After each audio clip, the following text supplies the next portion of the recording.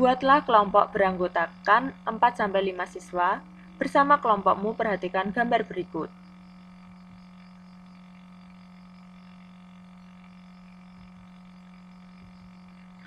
Yang pertama, ceritakan gambar di atas.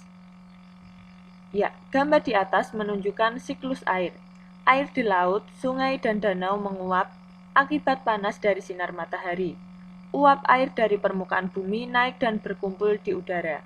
Ketika suhu udara turun, uap air akan berubah menjadi titik-titik air. Titik-titik air ini membentuk awan.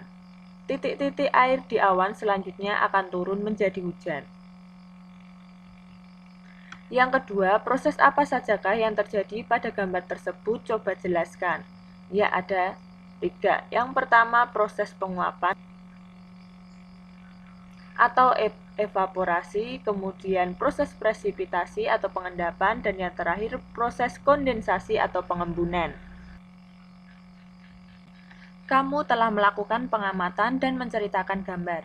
Peristiwa yang terjadi pada gambar yang kamu amati itu disebut siklus air. Bacalah bacaan berikut untuk menambah pengetahuanmu. Siklus air. Manusia selalu membutuhkan air dalam kehidupan sehari-hari. Kegunaan air antara lain untuk keperluan rumah tangga, pertanian, industri, dan untuk pembangkit listrik. Begitu besarnya kebutuhan manusia akan air, kita bersyukur. Air senantiasa tersedia di bumi. Oleh karena itu, manusia seharusnya senantiasa bersyukur kepada Tuhan Pencipta alam. Mengapa air selalu tersedia di bumi? Air selalu tersedia di bumi karena air mengalami siklus. Siklus air merupakan sirkulasi atau perputaran air secara terus-menerus dari bumi ke atmosfer, lalu kembali ke bumi. Siklus air ini terjadi melalui proses penguapan, pengendapan, dan pengembunan. Perhatikan skema proses siklus air berikut ini.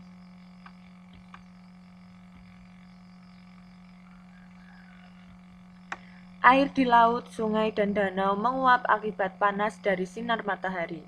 Proses penguapan ini disebut evaporasi. Tumbuhan juga mengeluarkan uap air ke udara. Uap air dari permukaan bumi naik dan berkumpul di udara. Lama-kelamaan, udara tidak dapat lagi menampung uap air atau jenuh. Proses ini disebut presipitasi atau pengendapan. Ketika suhu udara turun, uap air akan berubah menjadi titik-titik air. Titik-titik air ini membentuk awan. Proses ini disebut kondensasi atau pengembunan. Titik-titik air di awan selanjutnya akan turun menjadi hujan. Air hujan akan turun di darat maupun di laut. Air hujan itu akan jatuh ke tanah atau perairan. Air hujan yang jatuh di tanah akan meresap menjadi air tanah. Selanjutnya, air tanah akan keluar melalui sumur. Air tanah juga merembes ke danau atau sungai. Air hujan yang jatuh ke perairan, misalnya sungai atau danau, akan menambah jumlah air di tempat tersebut. Selanjutnya, air sungai akan mengalir ke laut. Namun, sebagian air di sungai dapat menguap kembali. Air sungai yang menguap membentuk awan bersama dengan uap air dari air laut dan tumbuhan.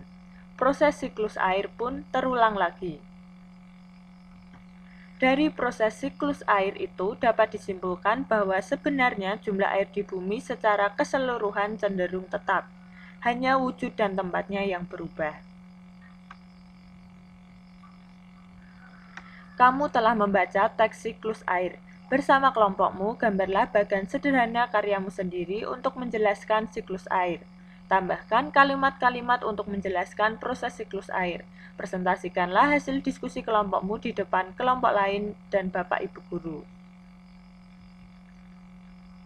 Ya, berikut ini adalah contoh bagan sederhana karya sendiri untuk menjelaskan siklus air. Ya, air sangat diperlukan bagi kelangsungan hidup di bumi. Semua makhluk hidup membutuhkan air. Banyak cara dilakukan untuk memenuhi kebutuhan akan air. Bacalah cerita tentang air berikut.